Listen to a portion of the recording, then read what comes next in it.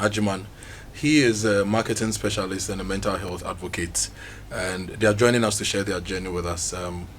Gideon has done quite a lot of work in mental health advocacy.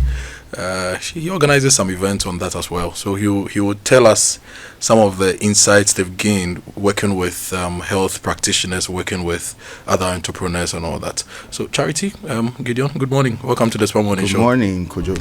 How are you? It's good to see you here. Do you guys sleep? That's the first, because almost every entrepreneur I've spoken to says that. Do you sleep? What's the scripture?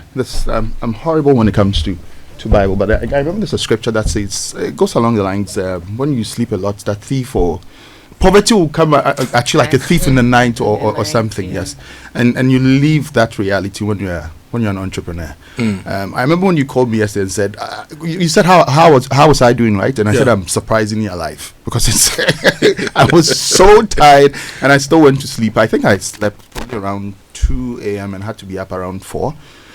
So yes, that's the life of an entrepreneur. Yeah, Charity, yesterday when we were having the conversation, you sent in a message that you always thought you were going crazy or you were crazy, but after listening to your other colleague entrepreneurs, you realized that it's normal. But should it really be normal? Tell us your story. What do you do? What has been your journey? Okay, thank you, Kojo. I'm a very passionate individual about bringing health and convenience to people through food. I believe that our food should be our medicine. And so I'm passionate about adding value to our indigenous recipes to bring convenience to people, and I look for ways to preserve our recipes, looking at urbanization and how fast we are growing. We are all looking for fast ways of eating, and if we don't take care, there's coming a time your children won't eat in poto or papransa or any of those nice foods that we ate when we were children. So my passion is value addition, but also preservation of our indigenous foods. But you're an accountant. Yeah, I am. From accounting to food processing. Yes, that helps a lot. Even though that's not what I really wanted to do, I was just telling Ajiman, I thought food processing is the low-hanging fruit that I could do and then jump into fashion. But I got in so deep I couldn't get out. But my accounting background gives me a lot of leverage in bookkeeping, record taking, data, and I always have my figures off my fingertips. Yeah. There are some entrepreneurs I've spoken to, we've had interactions with, who tell us that, look, the current business they are running is probably their fourth or fifth, because first one failed, second one failed, third one failed. But you jumped into accounting, into food processing, and you are doing well, aren't you? I am doing very well. That I can tell you for a fact. When I look at my generation, the people, I am doing very well, and that I'm very grateful for. But it doesn't come on a silver platter. It's not a walk in the park. It's a very difficult one. You hardly sleep, especially when I was quitting from corporate to handle this full time. I did my accounting job for 11 years whilst running this business before I jumped in fully. When I was quitting, I had about 13 or 15 employees then in 2015. And I thought, I'll be a great mom. I'll drop my kids at school. I'll pick them at 3. I'll cook the best meals. They will always have fresh food. My husband will carry me on his head because, Charlie, I'm always there. I didn't know that I was going to lose my sleep over, because then I had something to fall on when things got tight. Now it was me, myself, and Mianan. So this is either this one or nothing. And so my business is my life. Just last Friday, I posted on my WhatsApp that it's just work home. This is not the life I bargained for. But when you have a good support system which you have to intentionally create. It won't come on its own. It won't come incidentally or by luck. You have to consciously make an effort and be intentional about creating that support system for yourself. It's tough. For me, managing the people I work with, the people under me, the people even above me, it's a very tough one. And mostly I think I'm either overreacting or I'm doing too much. You think you're overreacting? Sometimes that's how I feel, because I do food, and food comes with very strict regulations and what is expected of you. And so I want to drop my bottle of water here and know that I have put the awake right facing here, and when I'm coming I have to pick it that way. Safety is first. There's something I learned from our production manager when I used to work at Chemical. He said he learned it in Korea. I said accidents do not occur, they are caused. And so safety is very paramount to what I do, and also hygiene. And so it's very difficult to keep the two together with a kind of people that we ourselves are growing to be. The kind of normal we have in Ghana is crazy. Our normal is abnormal. Our normal is rather the abnormal. Like, thank you. You put it in very straightforward, and our normal is not the normal.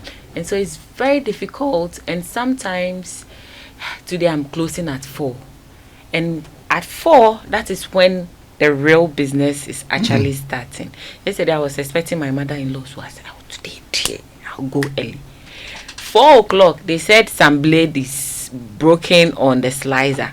I have to call somebody, make sure, because we have to finish somebody's order as well. So it's a lot. So you're an accountant?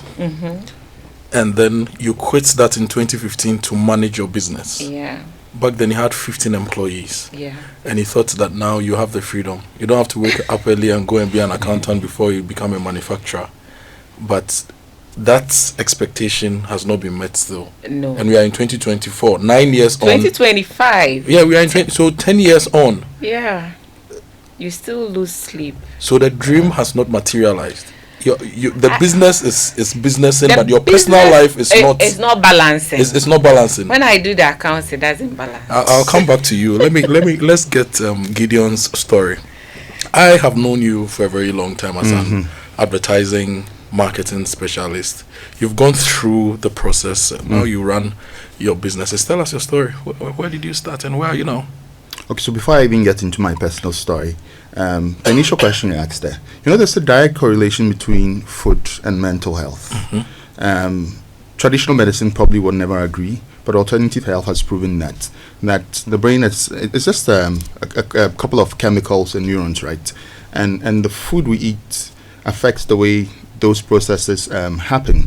And I remember my barber, for example, giving me a perfect analogy. That imagine you go to a showroom and then you buy the best car that's available, but then it's supposed to the fuel that the car needs is petrol, but you start putting in diesel. After a while, what happens to the car? There'll be all sorts of malfunctioning happening, right? It's possible you even put the car on drive and then it could reverse, which is what happens to us when we don't eat the right food. So there's a direct correlation between food and then how we function. In fact, I have my own theory that I haven't tested. I think you remember how she said normal is what abnormal. I actually believe that we eat too many carbs here, carbohydrates, and I think carbohydrates is not effective fuel for our brain. But anyway, that's just aside. Now into my story. Because you know me, I've done so many things, and I still do a lot of things. So I think my journey is interesting. Even before I get into the specifics, I would say entrepreneurship is so difficult that for me, every now and then I come up for breath, for fresh air, and so every now and then I slip back into corporate because it's very it's very tough. It's and when I because you have see something to go back to. Well, I say I'm not as strong as those who have been in it for, let's say, 10, 15 years and are struggling, are still sticking to it. For me, every now and then... You are not long-suffering. No, not at all. Not at all, at all. So every now and then, I go back to the safety of corporate life.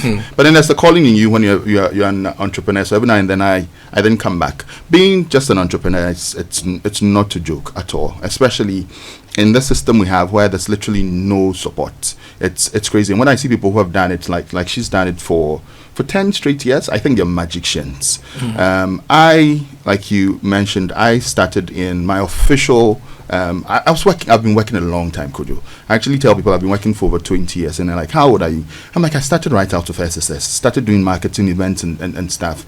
So throughout uni, I'm sure my lecturers will not be proud of me, but I can literally count the number of lectures I went to in all 4 years, probably on these 10 fingers. You know, your school can withdraw your certificate for not going attending lectures. If you do stuff that's puts them in disrepute. Well, my psychology. You didn't go to school. In fact, we weren't doing IAs in Legon. That we're fortunate we're not doing IAs in Legon. And my psychology lecturer actually said that if you come to school and you only do lecture hall to reading room, you are actually failing. I've seen it in life. So you hardly had time for full academic work because you were also working and you needed to make a living. Yeah. I needed to, and I enjoyed it. And here's the thing: I've always been somebody who loves reading. From class 3, and my mom would also not like to hear this, but from class 3, I was reading romance books like Daniel Steele and all of those things. And so I've always been a reading guy. So when I transitioned, I did science in SSS. Yes, it was SSS back then. I did science in SSS, and I transitioned to arts. I found it too easy, really. I could probably do the whole semester's course in just about 3 days, and I was good to go. And so for me, I could run around and then do other things. So I've been working for that long. But my official work started in advertising. Did agency work for, I think, about 4 years straight. And then I started my own agency, and that's when I was like, this is not a joke here. It was crazy. And I think that's the first time I experience what is depression. And here's the thing: your life changes in so many ways. There are things that you could afford to do. I mean, just even money-wise, you could afford to do when you are on a good salary, and then when you transition to being an entrepreneur, the money is not coming as frequently as you used to. That there are all sorts of things that happen to you, and I was in a dark place for a while, and that's why for me, I say every night I have to go back to the sanctity of regular income. So I did that for a while. But I think when it comes to proper entrepreneurship, then my real experience will be where Ghana. Going in and out of work is something I want us to explore briefly, because I know a lot of entrepreneurs, some of them leave very well-paying jobs to go and start their businesses. A year, 2, 3, 4 down the line, they realize that no, this is not working. So sometimes you have the option of going back to be an employee, or the option of staying home. And I've seen over the period that there are a lot of people who rather would remain unemployed with nothing to do, because there's this stigma, there's this shame of going back. So you left, now you started a business, and it's not working, and you want to go back, and the weight of that decision weighs on so many people, they don't go back. How do you do it? I think ego is a terrible thing, right? It's one of the things that really harm us. I think there's really nothing like failure. You think it's ego? I think it is. When you're a high-performing person and you know that you have everything to succeed, yet you get into a space and the structure and the system is so difficult to break, and it breaks you. At that point, is it your spirit that is broken? Is it your willpower that is broken? Passion that has been depleted? Or it's just ego? Well, if you get to the very bottom of it, you realize that it's ego, and it's just you having to admit that this did not work out. And once again, the word failure is a very strong word. There's really nothing like failing, really. It's something did not work out. Can you try something else and quickly pivot? And coincidentally, we're having conversations about COVID before we got in here, and that's one word almost every entrepreneur learned in and around COVID. If you had the right business coach, pivot. So that's the same thing with life. You left corporate to do something. It's not going too well. You can do something else. You can even go back to corporate. Here's the thing, and I'm sure the conversation itself will go there, as to how we talk about entrepreneurship being tough on mental health, right? It's literally the same for corporate. It depends on what you're doing. That some jobs, there are people who live the what you call it, corporate work. Why? Because they think they can get a bit more freedom, that they can be a bit more work-life balance, right? Which means even that it's not really working in corporate. That people, and I always say, especially HR what you call it, practitioners, need to understand that human beings are not machines.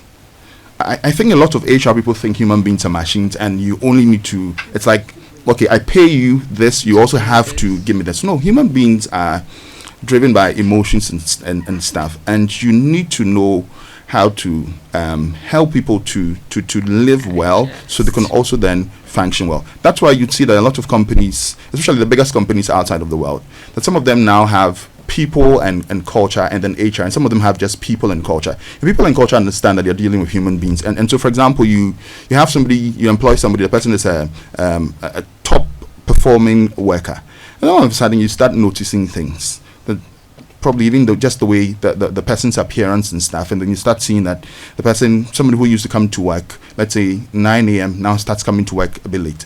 More often than not, there's something that's happening. There could be something happening in the house, and if you were to have conversations, understanding that all of these things come together to determine how the person performs, that people can then get more out of their workers. So even though we're talking about entrepreneurship and how difficult it is, listen, a lot of people actually escape corporate because they think that they would really, there's some freedom there, and then so people run away from corporates because they think that entrepreneurship will give them the freedom, the balance, they can take care of family, make good money, take care of themselves, buy some cars. From Charity's experience and from the many entrepreneurs we've spoken to, that really is not the case. You can do corporate 9 to 5 or 5 days, but entrepreneurship, you are doing it 24 hours for 7 days. At least 22.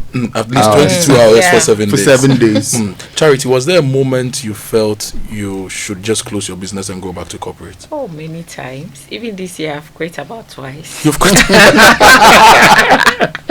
The days that things do not go the way everything seems to go wrong, and you think that, let me do small so I'll be fine.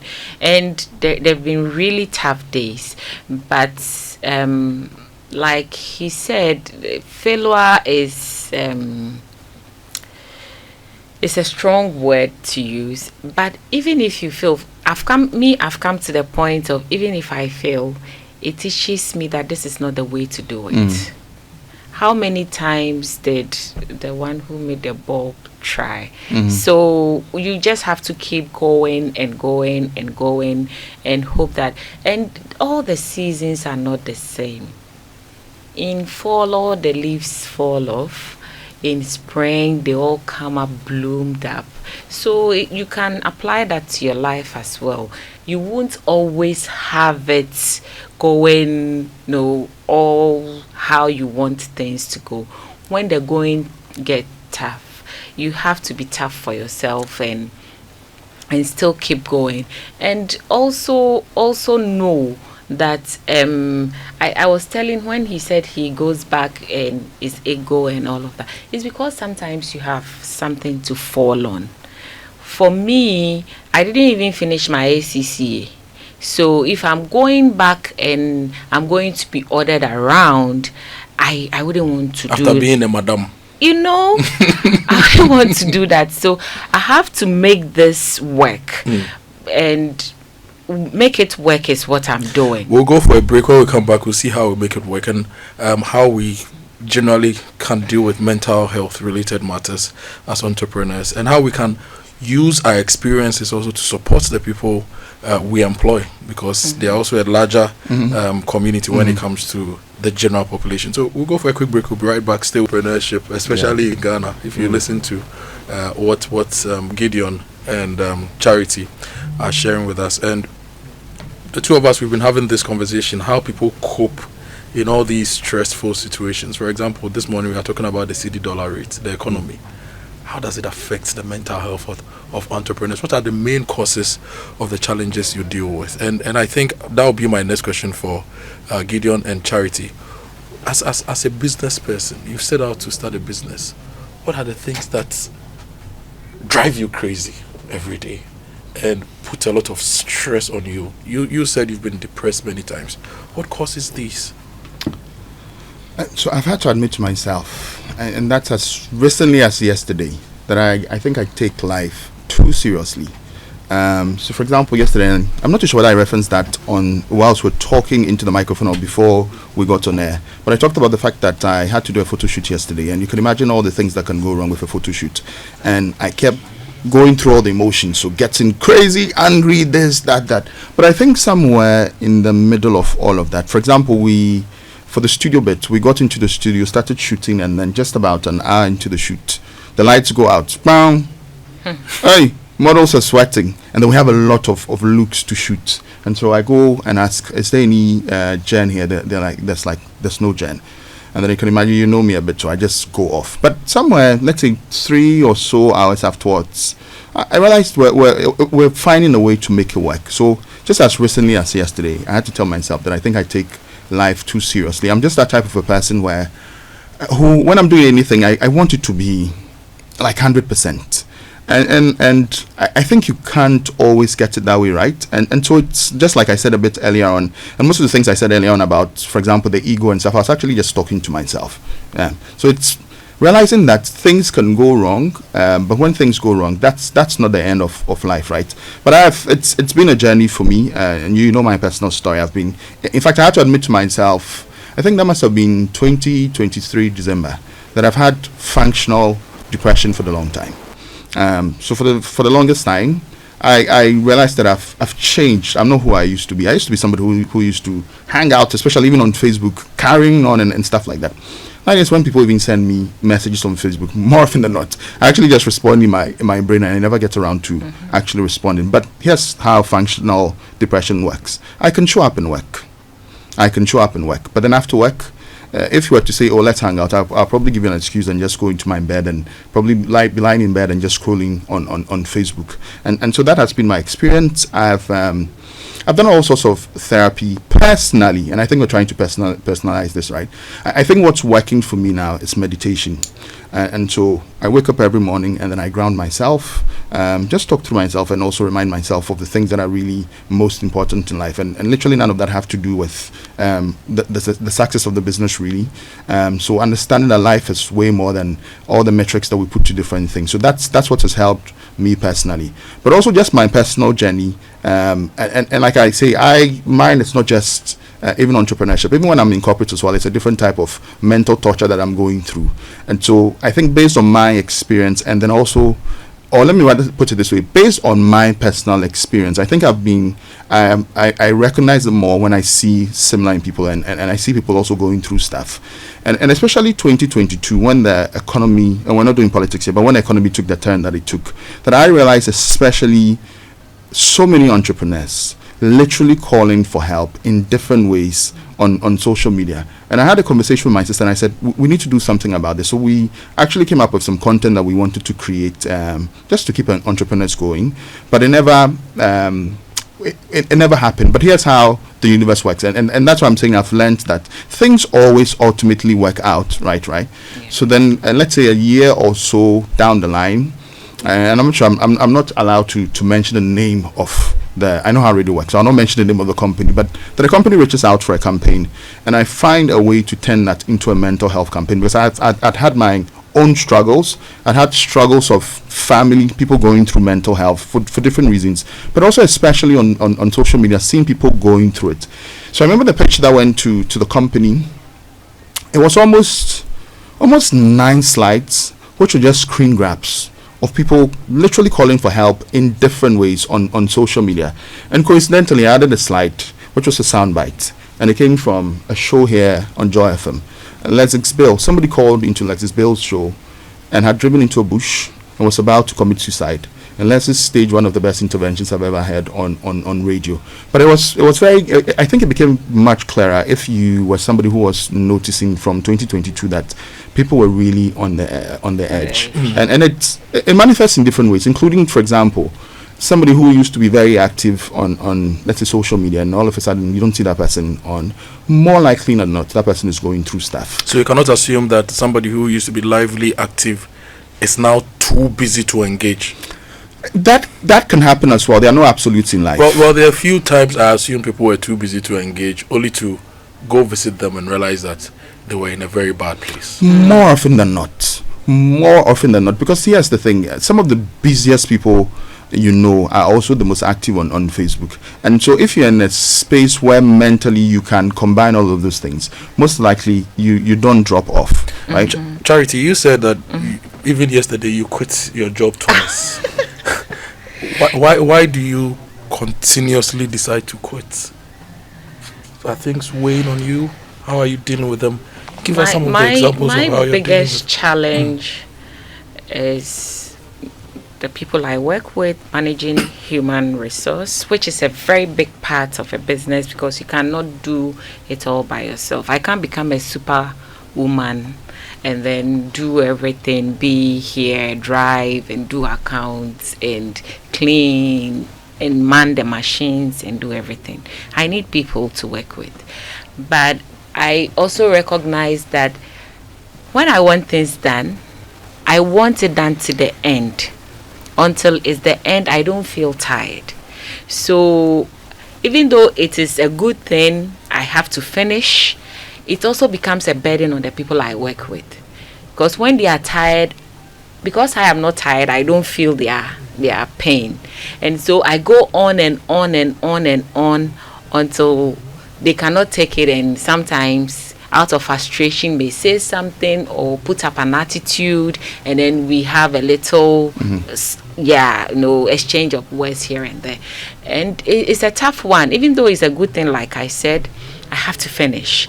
And one thing I learned from my former boss, Mr. Parry, is that when I'm walking out of the office and I look back, it should look like, if I don't come back tomorrow, if you are looking for a certain invoice, I can easily say, look on the left corner of my desk and it's there. So it has to be clean, it has to be organized, and things have to be found when they are looking for it. And so sometimes my employees don't understand. Okay, the lights have gone up. Let's just shut down and go. No, we have to clean. And it comes with my kind of business. I do have to clean. And so it's a very difficult one, managing them and trying to let them understand. And we have regular trainings, 30 minutes every week, and sometimes 1 hour every month. And still, it's human behavior. My husband says, people do what you check. And so I am always on them, and sometimes there's something about me when I get into the factory, it looks like a new spirit takes over me. I can be so nice before I enter the gate and be a mommy but when I enter, it's like the Holy Spirit comes over me and I speak in different language. And so when I want things done, it has to be done. And I do not take no for an answer. I feel like everything can be done in a certain way. If you haven't found the way, it doesn't mean it cannot be done. And so especially my warehouse manager, who also doubles as the one who goes to FDA and standards and checks on our staff, is coming to tell me, oh, they said it's still in the process. So and I'll ask you, and you turned around to come. You didn't ask where it has gotten to. You didn't ask if. Ask questions. The more you ask questions, the more you learn. So one of your biggest problems is managing your people. Managing the people and also the system. Tell me about the system. It's like it has been set up to make you fail. You see, sometimes they put people in places who do not understand what they have to do for you to thrive. Every time I go to the bank, I'm fighting. Because sometimes I've gone to source for plantain and I'm dressed a certain way and I've entered the bank. And you're looking at me you are not responding to me in a setting. The last time I was going to my doctor's appointment and I was well dressed up in all the, and I entered Fidelity. Me, I'll say it. And the response was totally different from every other time I'd gone to see a supplier or something and I'm in work mood and I've gone there. I'm like, wow. Today I'm Madam Charity, I'm this, but all the times that I've been here, sometimes I'm just inquiring, is this skill going to take an hour? Then I cannot wait, I have to go. And she's not even minding me. You see, so the system is, and the regulators, sometimes the person you have put there doesn't even understand what you're asking for to give you the kind of response you need.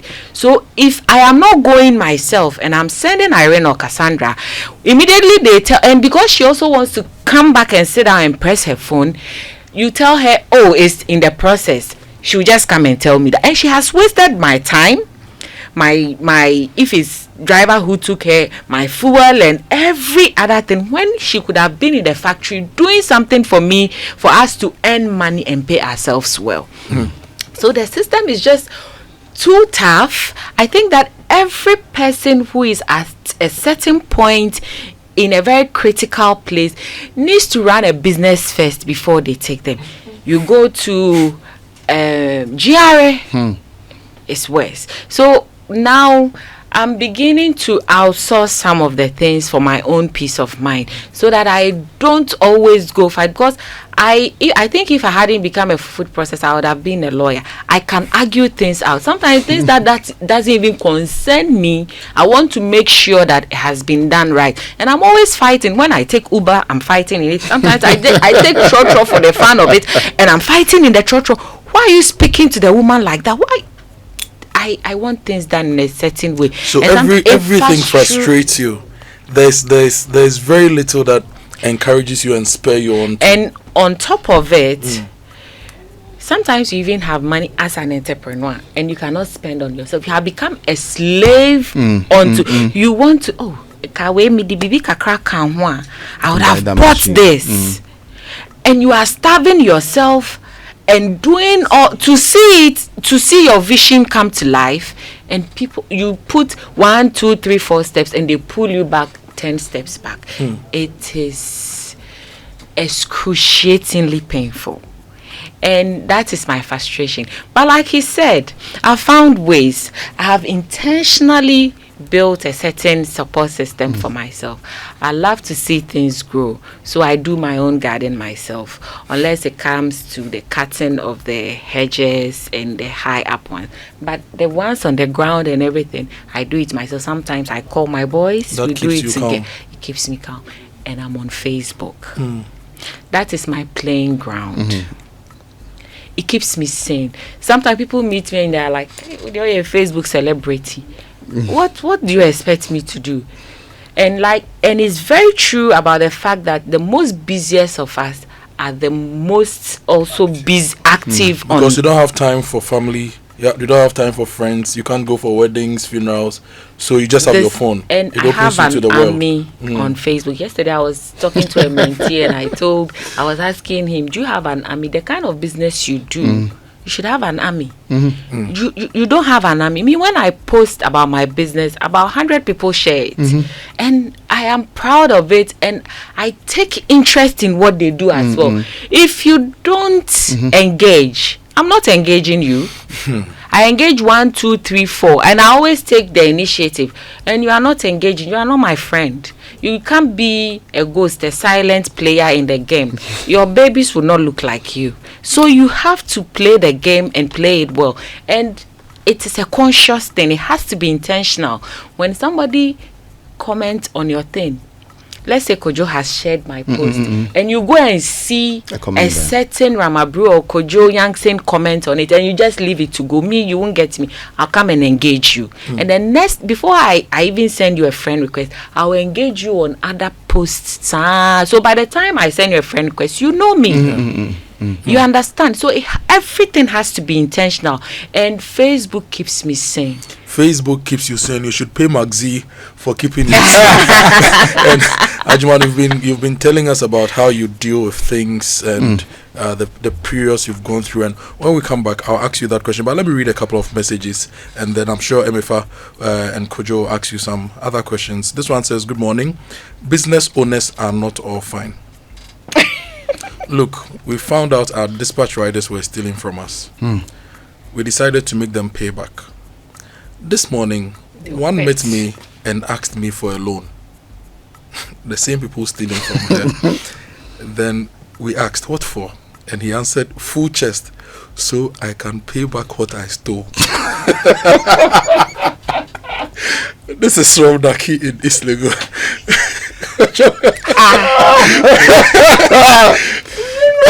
Madder than mad. He's borrowing to invest. That's why mental health month is very important. Everybody's going through something. Yeah. Sometimes I'm sorry, I'm laughing, but they tell you are thinking, is he very okay? Are all the screws in the right places? In the right places. I'll read this other question before I come to you, Kojo and MFA. So this one says, "Good morning, Kojo and MFA. Football has been my passion since childhood, but I realized most Ghanaian teams and youth in general were faced with the challenge of quality and affordable kits to help them realize their dreams. So I founded a football apparel company. I supplied jerseys to one of the traditional clubs in the Bunahafo region in 2020. Together with my business partner who heads graphic designing, we raised over 100,000 Ghana cedis for this business. As young men in our early 30s, we sponsored the team's jersey sets of set of jerseys, including shorts and socks. Our quality was top notch as we partnered a manufacturer from China. All the team had to do was to sell replica jerseys to help us cover part of our costs. Kojo and MFA, will you believe since 2020 this team sold our jerseys, spent our money, and refused to pay us our money. They currently owe us almost 17,000 Ghana cedis. For me, I think such wicked and dishonest people are the reason why entrepreneurs struggle in Ghana and why we have mental health issues. So he's invested, he's expecting returns, and he's not getting it. And it's just... Charity, I'm quite curious. Currently, how would you describe your mental state? How would you describe it? I think that as entrepreneurs, what we haven't been able to do well is to give ourselves some grace. You know, sometimes you want things done, and because you want it done, you keep telling us, oh, because I didn't do this, I failed or whatever. But we need to give ourselves a lot of grace. And I was very mean to my own self until my husband started to work on my my brain with take it easy, things will work out. And I think that we do not, as entrepreneurs, we throw or we punch our partners a lot. Sometimes we put all the stress on them. When they haven't done anything, we have gone cold, we are quiet, and sometimes even a bit snobbish, you know. We are just putting all the weight on them. And if you do not have a very matured person, it can escalate into so many other things. And that's one thing that I would say I'm very fortunate for. There is somebody who seemed to understand. Initially, he will prefer solutions all the time, and sometimes I don't even want to talk about it because why are you preferring solutions? I'm just talking to you. Just listen and tell me something. And sir. Tomatoes wide. You say solution. Don't give me solutions. So if you say tomatoes wide, you want him to say. No, I want you to wants him to say, you know, just to get me going. And there got to a time I was even talking to him about some of the difficulties I was going through. I wanted a girlfriend or somebody to talk to, for her to just give me accolades, add accolades to what I was saying. So getting yourself a partner, that's an exactly that keeps you sane. That tells you. He talks about meditation. My husband meditates a lot, and he tries to let me do same. But whatever he learns in our conversations, he tells me. And I'm somebody who picks things even when I'm not in the chat. If I'm even eavesdropping, I'll pick something and take it as my solution and try to work it out and see if it works. Lucky you. They have their pillows to deal with it. I'm just going to say lucky you. But Gideon.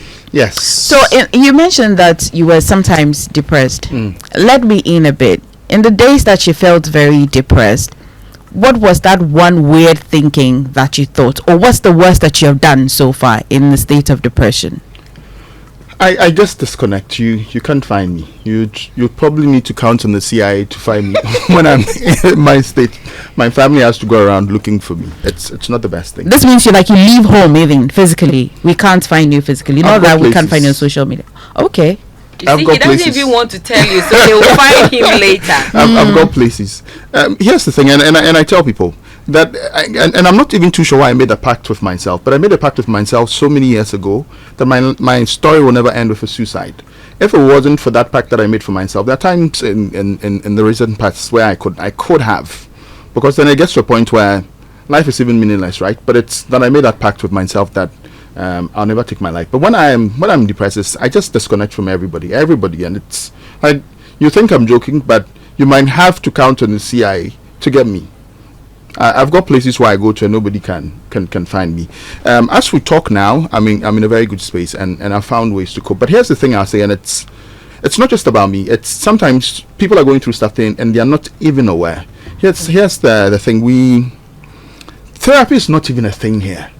There's one of the events Kojo talked about that I did for mental health.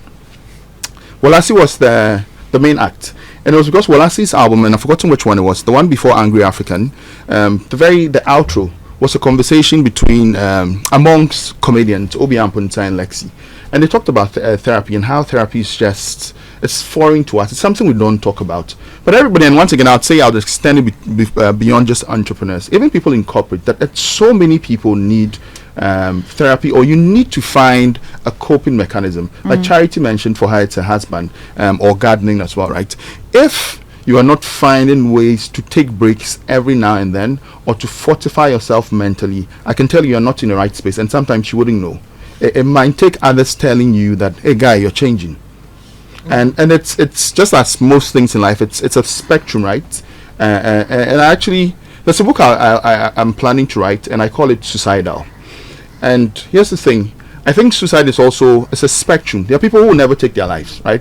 But people who are not being good to themselves, like people who eat anyhow, and I'm not going to body shame, but people who eat anyhow, never exercise, they clearly know they're out of shape. They are doing things that hurt themselves. And a lot of them are suicidal. They will never take their life, but they have lost the joy of life, and they are in a position where they don't have any energy to do anything that really benefits them. And so people are sometimes in very dark spots, but they can't, also sometimes because almost everybody around you is probably going through the same thing, that you can't even tell that you are not well. Well, I just went through therapy myself. Thank you, guys. Yeah. Listen, this has been an insightful conversation. We've learned so much from our interaction with you. We know that what you do, not everybody can do it. And it takes a little bit extra to actually make it work. And for that, we respect and commend you.